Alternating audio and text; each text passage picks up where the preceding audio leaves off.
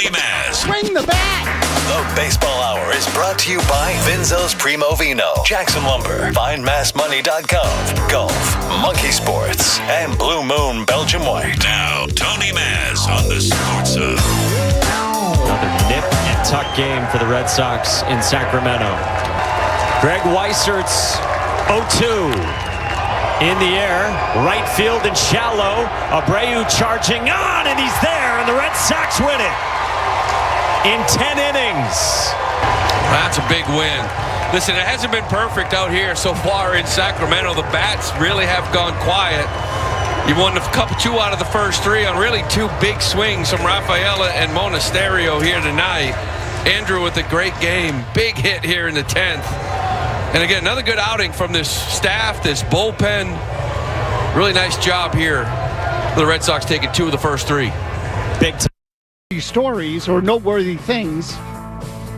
Because as you get later into the season here, and now again, the Red Sox have eclipsed 100 games. You're creeping into the final 50. There aren't that many left. Trading deadline's coming up. You're in the race. You're in possession of a playoff spot. A lot of this stuff seemed impossible. Not so long ago, and the Red Sox have gone off on this streak, 56-51, which is 107 games, means you've got 55 to go. The trading deadline is coming up on Monday at 6 p.m. and all kinds of stuff flying around out there. And in other years, I can't tell you how many times I've said to people, it'll probably be nothing. It'll probably be something small. And generally speaking, there's always the likelihood just on a percentage basis that you're going to get something relatively small. But I do think there are going to be some big moves in baseball. For example, Tarek Skubal is going to get moved. I don't think he is going to remain with the Detroit Tigers. The competition for him is going to be fierce. And as a result, it could be that Skubal is holding up the market. He made his final start yesterday as a member of the Tigers, and so there's a lot to come from that. But the bottom line is this. The Red Sox made a move, and it blew up on them. I think they want to make another. That's the sense I get. I think they're serious about trying to find a shortstop. I talked to Jared Carabas about this last night. We didn't take as many calls last night because we had Jared on the program, so we will try to make up for lost time this evening, 617-779-0985. So let me give you my two primary takeaways on where the Red Sox are at this moment. Again, at this moment, just after 6 p.m. Eastern Time on July 30th, with the trading deadline now just 4 days away. 4 days from now, the trading deadline will have passed. Friday, Saturday, Sunday, Monday. I am eager to hear whether or not fans think they're actually going to do something else. Because believe me when I tell you that, I think they're serious about it. I get the sense they really do want to make additional moves. I am most fascinated by the shortstop situation because I think the Red Sox have made a definitive judgment or are making definitive judgments on the shortstop position as they go forward. And I think there's the very real possibility that they have decided that the next shortstop of the Red Sox for the foreseeable future is somebody from outside the organization. So let me start there because, again, the shortstop thing is a really complicated scenario. And when I say complicated, that's probably the wrong word. Can I just say has multiple pieces to it that I think are interesting. The second part of the second thing I want to get to tonight is this. I don't know how many of you have stayed up and watched these games against the A's in Oakland, in Sacramento. I keep making that same mistake, so forgive me. But I will tell you that the Red Sox aren't playing great. Jimmy Stewart, have you been watching some of these games? I have been. My favorite was when they got no hit through 6 innings the other night. Okay, so the offense is one thing unto itself, which in and of itself you can't even really be terribly surprised about because this is who they've been for the majority of the season. And so there were a bunch of spin-offs from the last few days that I would like to cover in the next hour. But the Red Sox overall continue to pitch well. Last night their bullpen was outstanding. And I would even say Patrick Sandoval was actually pretty decent. He was okay. I'm not a Sandoval fan, but he's effectively the fifth starter in the rotation now. Of all the things that the Red Sox are looking at the deadline, a starting pitcher to me is last on the list. So I'm not telling you they don't need one. I'm just telling you if there's a priority, a bat, a reliever, a starter is last for me. Okay, that's all I'm telling you. But when I look at them, I still can't believe they sent down Cheng to the minor leagues and they don't have a real shortstop. Monasterio is playing shortstop and he's not a shortstop. He made another error last night. That's 2 errors in this series. A couple of nights ago, Jaron Duran got picked off. They're still making stupid mistakes on the bases. They're not coming up with timely hits per se. Now I'm starting to question some of the managerial decisions because they had opportunities to bunt in that game last night, something they've been doing a lot more of and did a lot of during the winning streak, and they elected not to bunt. So I sort of feel like whatever mojo there was from that winning streak is kind of gone. And they have reverted back to, I don't want to say the Red Sox team they were before, because I think their confidence level is higher. But the team before booted the ball every now and then and couldn't really hit consistently. And I think that's what you've had against the A's in Sacramento. I think the only reason they've won these games, Jimmy, is because the A's stink. I don't think it's the Boston winning these games. I think it's the A's losing them. I agree with that. Also, because of the defense, as you mentioned, like they're booting balls around a double play that should have ended the game, instead extended it. And Chapman had to throw more pitches. There was a misplay that Tolley had to throw more pitches. So they're extending and they're surviving these games more than anything else. A good way to put it, surviving them. And don't underestimate the importance of last night's game or of tonight's game. And the reason I say that is the Red Sox should not go into any series against the A's, a 4-gamer, and look to split. And now tonight, Sonny Gray is on the mound, and you're going for 3 out of 4. You needed to win last night to get to Gray, and Sandoval, to me, was the more worrisome of the two pitchers. But can I say in the same breath that Sonny Gray really hasn't been great in his last 2 outings? The first game back after the All-Star break, he called himself rusty.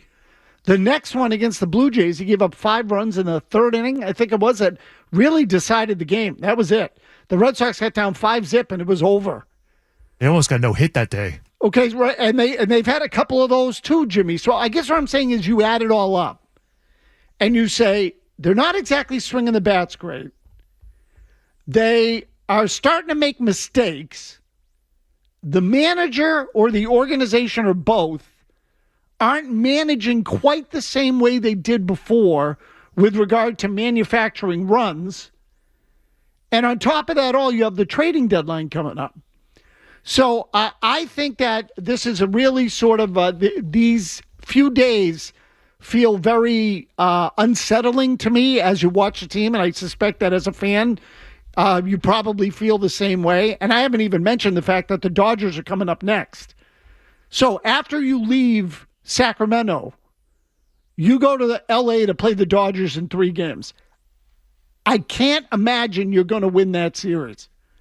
I have a hard time believing you're going to win it, which makes this series and tonight even more important. In these 7 games, 4 against the A's, 3 against the Dodgers, I will accept 4-3 as a reasonable outcome, despite how well the Red Sox have been playing coming into it, because I think that you're going to lose 2 out of 3 in Los Angeles, if not more. And you should be happy getting, you win that series, you do cartwheels. But the logic in me tells me that you're going to lose 2 out of 3 in LA at a minimum, which means taking 3 or 4 from the A's is all that much more important. So I am just now, again, the big thing to me is the trade deadline and what the Red Sox are going to do as far as the offense is concerned.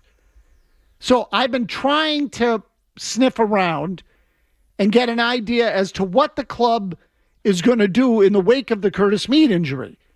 Because my initial sentiment was the Red Sox better not use the injury to Curtis Mead as some sort of opportunity to throw up its hands and say, well, hey, we made a move and it blew up on us, so we're kind of stuck and that's that. I look at it as, well, Mead is still going to be here next year, so it's not like the trade is a complete loss. And in the interim, if you can make another deal to pad out your lineup and go get yourself a real bat, particularly if it's one in the middle of the order, I'm still going to hold out hope that the Red Sox can do that. So Ken Rosenthal last night of The Athletic reported that the Red Sox are among many teams inquiring with the Rockies about Hunter Goodman. And Goodman is regarded, generally speaking, as the best offensive catcher in baseball. Now, look, I wouldn't be me if I didn't have reservations about just about every trade involving every player. Curtis Meade scares me because he doesn't have a track record. Someone like Goodman scares me because if you're going to trade for a catcher, he better be able to catch. I've heard sort of conflicting reports about Goodman, and if he's really a DH, then I think the price for him should be a little bit lower than it is for a catcher. So if they're going to trade for him, he better be able to catch. The good thing about Goodman is that he can hit outside of Colorado. In fact, his numbers outside of Colorado are better than they are in Colorado, which tells me that he's not just a fastball hitter. Because in Colorado, it's difficult to throw breaking balls, and most guys can gear up for fastballs because and know it's coming because pitchers can't throw as many breaking balls in Colorado. But on the road, that's not true. So that tells me that maybe this guy can hit both. Breaking balls and fastballs, off speed, etc. So that's a good sign. And I haven't even looked up the numbers. I'm just giving you that off the top of my head. But the question then becomes, if you want to go get a guy like Hunter Goodman, are you willing to give up the top prospect in the Red Sox system in Franklin Arias? And so this is what the Red Sox are looking at. So just think about all these moving pieces. They're not playing that well. The Dodgers are coming up next. They're in the middle of a race. A trade they just made blew up on them. They still need offense. They could use bullpen help. And if you're going to go get a real bat, you might have to give up your best prospect. So let me ask you, what would you do? What would you do? I would go ahead and make a deal. And ideally, I'll tell you what, I would love to make a deal with the Marlins and get Otto Lopez to play shortstop. And that would open the door to trade Franklin Arias to go get Hunter Goodman. So then you would have had a deadline where you have acquired Curtis Meade, Otto Lopez, Hunter Goodman, 3 right-handed bats. Jared Carabas had a scenario last night that in which the Red Sox got 2 bats from the Marlins. We'll play that cut here in just a little bit. And I wonder if you could still go get yourself a reliever, because I still think the Red Sox need a reliever. But I would love to hear from you. 617-779-0985 tonight on the Baseball Hour.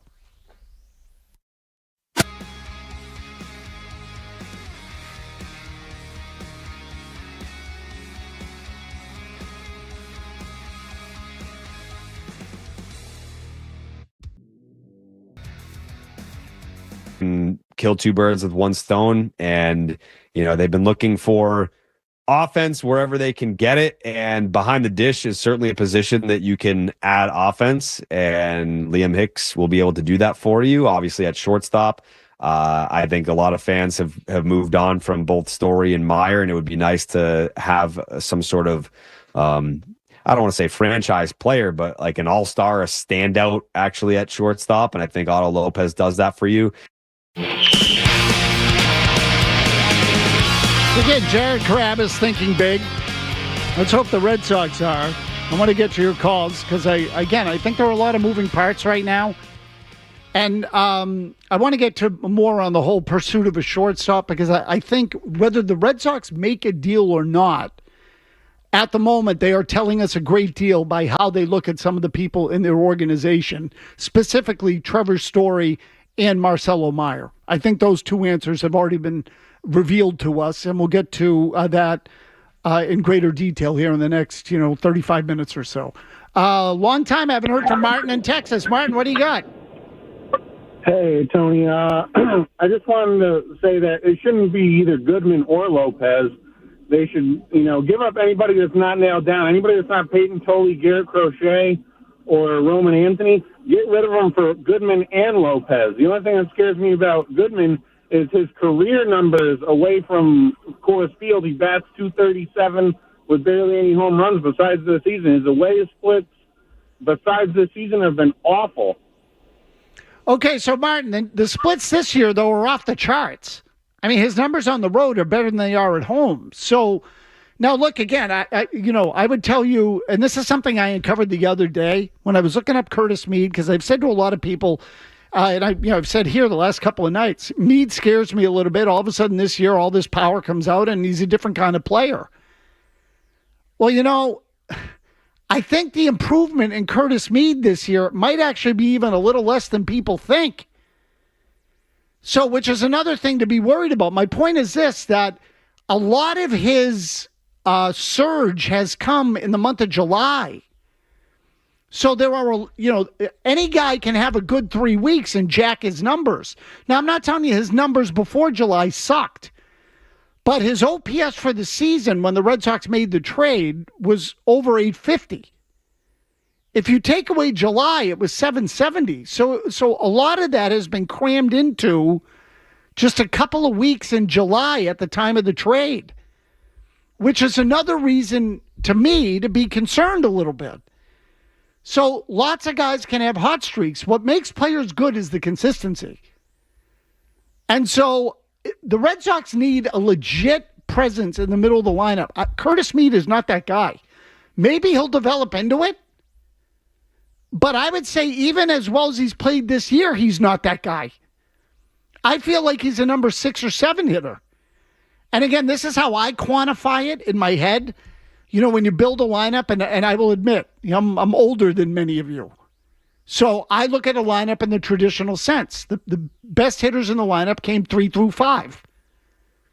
So you're on one side of that or the other, depending on what your skill set is. I don't think he's in that group in the middle. In fact, I'm pretty confident about. So, now what is he? Is he even a 6 or 7 hitter? We'll see. I mean, I think Wilyer Abreu, whom I like and will keep, but I even think he's a little overrated because he goes through long stretches where you just don't get much. Let's go to Mark in Washington on Sonny Gray. Go ahead, Mark. Hey, Tony. Yeah, real quick on Sonny. I know that before you were saying to keep an eye on Sonny Gray because his performance was happening when these games don't mean anything. And now these last 2 starts have happened since the team's been over 500. So obviously I hope he gets better. But, something to keep an eye on. And with Goodman and Arias, I don't know if I'd include him in that deal unless maybe Ezekiel Tovar, their shortstop, was having a better season because then you could possibly include him. But, Arias needs to be packaged in a big, big deal. And, I don't see his power translating into MLB, and that's according to... Yeah, so, Mark, I'm going to let you go. Again, a lot of people question whether the power will translate, and it's another reason to look at him and say, okay, well, he didn't hit for this kind of power before, now he's hitting for it. With young players, you can see a change. Xander Bogaerts didn't hit for a crap ton of power when he was in the minor leagues, but he was a bigger guy. Arias is a little on the smaller side. And so, learning the game can take some time when you're younger. There's just no question about that. There are lots of players, though, that hit home runs and hit for power at young ages. So, do I have some concerns about Arias? Sure. Yeah. But this is part of why I'm telling you that I think the Red Sox are already giving away, I say giving away, or revealing how they feel about their shortstop situation. First of all, Trevor Story's coming back from an injury, as is Marcelo Meyer. Story's only here for 1 more year, but Meyer, in theory, should be a long-term solution. And yet, the Red Sox are out there poking around about shortstops. Why? And the answer is that and Jared Carabas touched on this last night, but even if Trevor Story does have a place on the roster when he comes back, it's at second base. And even that, I would tell you, is unlikely. Because they traded for Curtis Mead and immediately put him at second base. And Trevor Story's status 3 days ago is what it is now. So do you follow me on that? Don't judge them by what they say. Judge them by what they do. They got Curtis Mead to play an infield position, second or third base. And whichever one he doesn't play is going to Caleb Durbin. So that means Story is out. They are in no rush to get Trevor Story back. Now, if they do trade for a shortstop in another organization who has term left on his contract, like Otto Lopez with the Marlins or Nato with the Angels. Jeremy Payne is a little different because he is approaching free agency a little quicker, but you're going to have to pay him too. But, and I might be wrong about Payne. I should double check that service time. But either way, I think they would make that deal. And Houston's not going to trade Payne, but I think the Red Sox would make that deal with the idea of, Carabas has said in the past, extending Jeremy Pena, who's now in his 5th year. So the point being, I don't think they're going to, if they're going for a guy who's got term in his contract, and I'm focusing now primarily on Lopez, well, then Marcelo Meyer's out. Because Franklin Arias is a triple A. So now you have two shortstop prospects, and you have Curtis Mead to play second base. So Meyer's not playing third if Durbin's here, and he's not playing second if Mead is here, and they're going to trade for a shortstop. Where are they going to put Marcelo Meyer? Bye-bye. So I think what the Red Sox have told you at this trade deadline is that they are already moving on from Marcelo Meyer and Trevor Story. It would not surprise me in the least bit if Marcelo Meyer is gone by this time on Monday. At this point, I would not bat an eye over that. I'm not sure how anyone could, given the way he's played, given some of the stuff that's gone on. Now, on the converse, I would be surprised if they traded Roman Anthony. And you can look at that pretty simply just by saying, well, Anthony has a contract and Meyer doesn't. So if they thought or felt about Meyer what they felt about Anthony, he would already have a deal. He doesn't. Christian Campbell has a deal. Rafaela has a deal. Bayo has a deal. Meyer doesn't. And there's never really been a hint of it. So that suggests to me that the Red Sox have been disappointed in Marcelo Meyer pretty much since the time they drafted him. So I think all of this is coming to a head. And there's a chance it's all going to happen in the next few days. And I think there is a chance, a pretty good one, that it's going to be a fascinating 4 days in terms of the future of the Boston Red Sox, if not the present. We always look at the trading deadline and we say, okay, all this stuff's going to affect the balance of the season, which will be basically the final 50 games. I think for the Red Sox this year, it could be much more significant than that. Kevin Majori will get you caught up on headlines. I see a number of you lined up. Please sit tight. We'll get to your calls when we come back. I do want to talk about some of the managerial strategy last night with Chad Tracy, because I think the Red Sox started getting away from something that has helped them win some games here in the last month or so, and I think it's Tracy does. Last time they were in extras on the road, they did bunt to move the runner over to get a run. And Andrew Monasterio batting with, you saw Romy Gonzalez, the automatic runner. No sign of a square from Monasterio. I was wondering about it too. There's a lot of talk about difference in strategy. You wonder if it really was. The difference is they had Whitlock waiting in the 10th. They very rarely ever have in the past on the road. They usually use more like this, all your high leverage guys. It's normally a teams, as we said before, go for multiple runs on the road. He went for one, but I think that had more to do with the fact he had a closer still out there in the 10th. Now Weissert is up. Looks like you're playing for more than one run here tonight. 2-0 to Monasterio. And he hits it well. Left field. Back to the wall. Gone. We're playing for multiple runs. And you were all over it. You don't play for it the same way, the way the bullpen is structured. No, I know a lot of people saying, different manager, different theory, different. No, not really. No. I mean, I'm sure past manager, Cora had Chapman out there for the 10th or Whitlock. You probably would have played for one run, but you don't tonight. You had it last time. You played for multiple and it worked.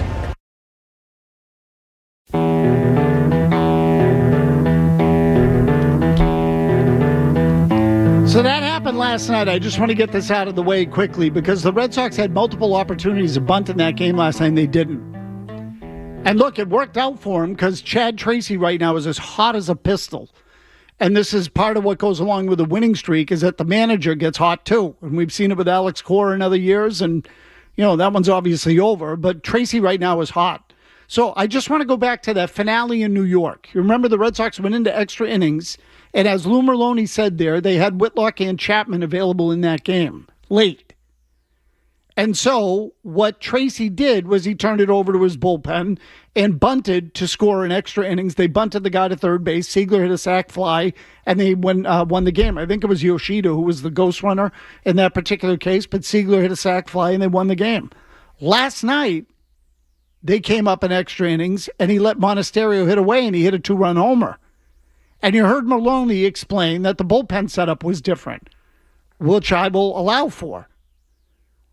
But in the 8th inning, Monasterio got on and Sogard came up. And you still had Whitlock and you still had Chapman. And the Red Sox didn't bunt. Now, they were at the bottom of the order and Narvaez was the next guy up. And Narvaez ended up striking out in that inning. As it turned out, there was a balk and Monasterio went to second. But that happened, I think, on the 4th or 5th pitch of the at-bat with Sogard. Sogard had a couple of chances to bunt, and the A's were expecting it. They brought the third baseman in, but the Red Sox didn't bunt. They ended up not scoring in the inning. And I don't think they could have bunted after the balk because Sogard already had 2 strikes on him. So, I mean, they could have, but obviously there's risk involved there. But in the same breath, he could have hit a ground ball to the right side, gotten the runner over. As it turned out, he struck out on a ball away. The A's anticipated it, I guess is what I'm saying. And so they threw him a changeup away and he struck out on it. But the Red Sox didn't play it the same way. I think that's a mistake. I think to get caught up in the idea that this team is all of a sudden going to score 6 runs a game is asinine. And I know they just lost Curtis Mead. So, that was an idea of improving the lineup. But to me, with Mead out, you're back to being what you were. If you have to bunt a guy in the 8th inning and turn the game over to Whitlock and Chapman, you should be doing that. Just my 2 cents. We'll try to get through as many calls as possible here. We are jammed, which I'm happy to report. And so the only thing I ask is that you try to get to your point quickly so we can get as many people in as possible here in the last, 10, 12 minutes of the show. Sean is in Washington. Go ahead, Sean.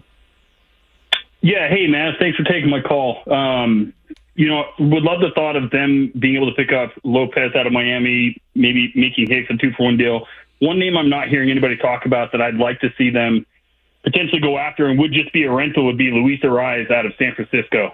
I don't think he'd cost a lot, and if they could get Lopez, I think those 2 up the middle would be a great addition. Just wanted to hear your thoughts on that. Yeah, so look, there's a lot to like about Ariz as a player. I mean, he's been one of the better hitters in baseball over the last number of years based on batting average anyway. And so, sure, yeah, look, but I also think that sometimes I feel like the trading deadline gets a little silly because people start talking about making 5 trades when the reality is most teams are only going to make 1 or 2, tops. So, could the Red Sox end up making more? Sure, absolutely. Do I think they're going to completely overhaul their team? No. If I had to guess at this point, I would say the likelihood is a bat and a reliever. If I were them, and again, I'm saying this only as a priority list. I'm not telling you they couldn't use another starting pitcher. They could.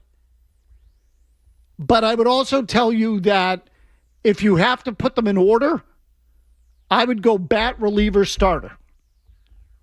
I would roll the dice with the rotation at this stage. You're probably not getting Crochet back, and Tolley might hit a wall. You've obviously traded away Connolly early, but you still have Gray, you still have Suarez, you have Tolley, you have Bennett, you have Sandoval, and you have Bayo. So that's 6 guys. Now, I don't love the Bayo option any more than anyone else, but you have him. Now, you want to trade a single A, double A pitcher for some sort of depth guy? Go ahead, But, the last time you did that, it was James Tibbs for Dustin May. And I hate that deal. Adams and Rockport. Adam, go ahead. Tony, just picking right up off that thought about the rotation. I'm looking at the deadline here, and what I'm saying is, with where this team is, starting pitching's been a strength, but the reality is you're staring down the barrel of a first-round matchup again with the Yankees in Yankee Stadium, going up against Schlittler, Max Fried, Garrett Cole. I don't think we got the horses for that. The lineup can't line up with that. Our starting pitching can't line up with that. It's crazy to think, but if they're really serious about making a move here at the deadline, you'd probably have to go rent Skubal, and match up with the Yankees in the first round. That's the only. Other than that, I don't see him get. It's going to be the same result as last season. Okay, so I don't feel that way, and I'll tell you why. Because Aaron Judge isn't in the middle of the lineup. So are the Yankees better than you? Maybe. I mean, if you go by the wins and losses, sure. But without Judge, I'll take a shot. See what happens.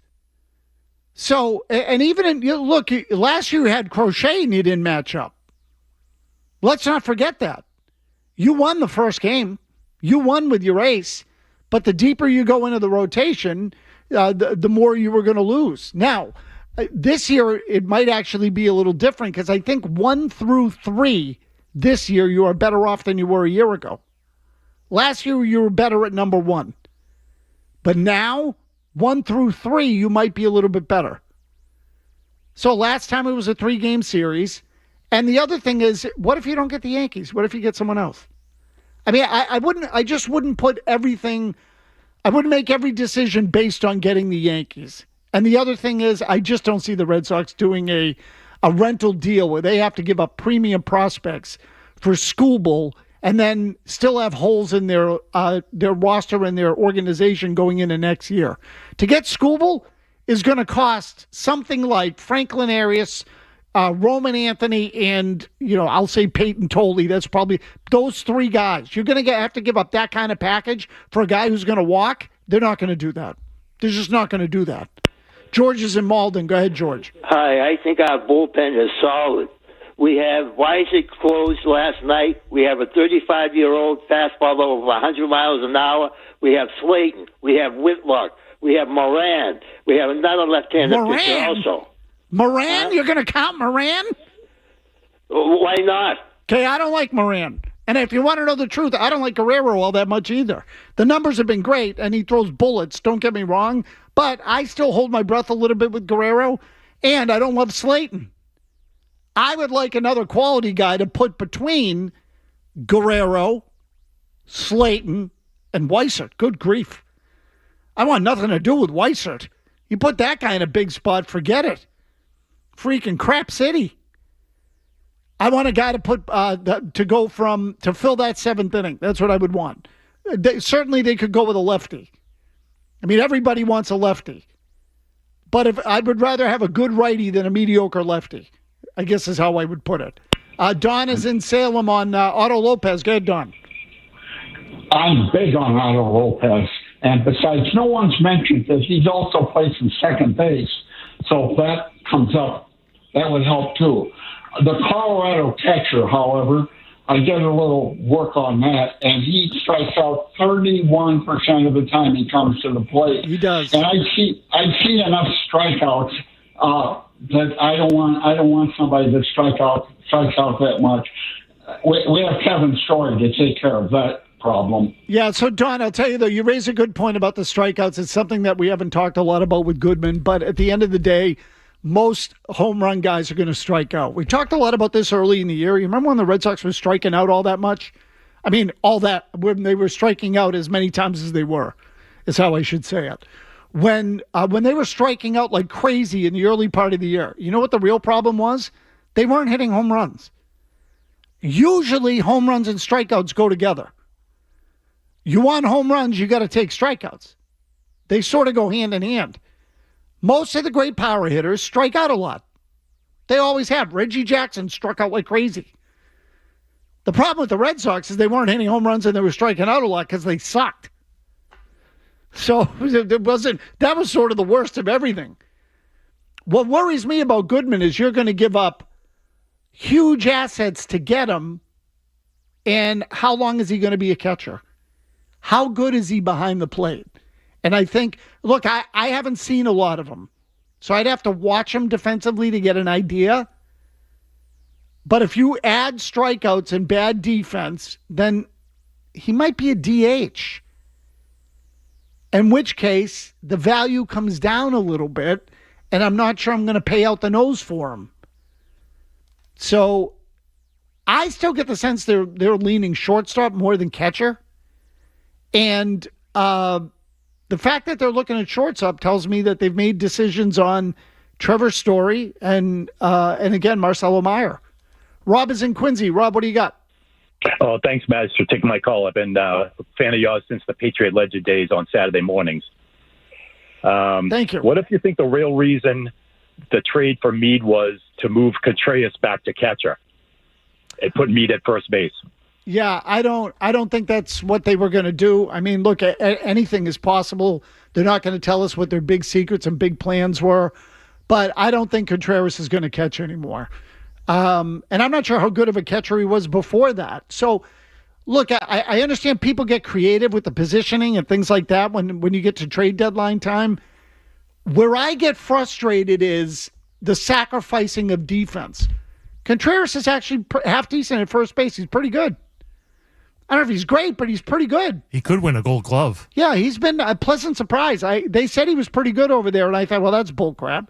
And then I watch him, and you know what? He's pretty good. He moves his feet around pretty well. He reads the ball well. He scoops the ball out. He's got good game awareness. He's a smart player, very passionate player.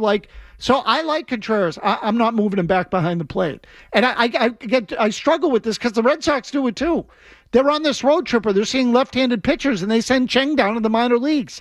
Meanwhile, Monasterio has made 2 errors at shortstop in this series.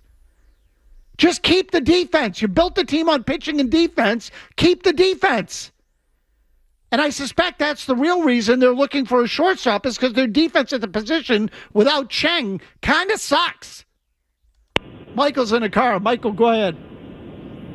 Hey, Tony, thanks for taking my call. So regarding shortstop, I thought Story has 2 more years on his deal, and he's signed for big money. What do they do with Story when he comes back if they sign a shortstop? They release him. I don't mean to be a wise ass about it. Jimmy Stewart, I'm going to look up Trevor Story quickly. I think Story's final year is next year. Good. I don't think he has another. I think he had 2 years when he came back this offseason, or this past offseason, meaning he's got 2027, and there's a club option for 2028, which they will not pick up. I can guarantee you that. They are not going to give him that money for 2028. No way. So what are they doing with Story? This is what I was saying earlier. The fact that they're looking for a shortstop tells you they don't think that Trevor Story can do it anymore, and they question whether Marcelo Meyer can do it at all. Max in Medford. Go ahead, Max. Yeah, real quick on Story and Meyer. Good riddance. Those guys have done absolutely nothing. But yeah, they really need to make another trade. You made this point the other week that they have this great winning streak. Everything's great. The city's heating up. But, they better not let that go to waste. And I'm just worried that given Warner's comments from last week that also went at my backside, that they're not going to do it. They just look at it and say, we're winning now. The formula's working. And that's it. We're not going to make another move. So curious what you think about that. Yep. So, Max, again, the great danger with the Red Sox always is that they start believing their own bullcrap. That is the great danger with the Red Sox always and forever. That they start to think they have all the answers and that they have it all figured out. And then usually when that happens, they start to fail.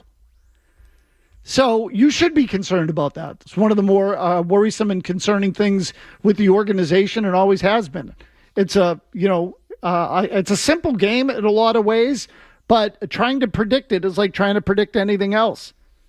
It's hard to figure sometimes. And just when you think you get the answers and you think Curtis Meade is going to be the guy to help you out, he goes up there and breaks his wrist. And who knows? Maybe he's never going to be the same player. I have no idea. Hand and wrist injuries for hitters are always a worrisome thing. But you get the idea. Once you think you've got it figured out, you usually get bitten in the ass. Like anything else. There's very few guarantees when it comes to anything. So, which, by the way, I will just leave you with, because this whole idea of you got to make safe trades, and there's risk in everything. There's risk in everything. They traded for Curtis Mead because he has a lot of time left on his contract. They didn't have to, they overpaid for him in that they gave up too much, but they didn't have to trade a premium prospect. Connolly Early is a promising young pitcher, but he's not an elite prospect and never was. So they took a conservative route. And you know what happened? It still blew up because there's risk in everything. So you just make the best moves. Get the best players. And I understand you can't get them all because of financial reasons, but make the best move, good moves, and you usually get rewarded for it. Majority will have your headlines here shortly. Joe Murray's got you later on, just a few minutes away. Again, going to be an eventful few days. We'll catch you tomorrow.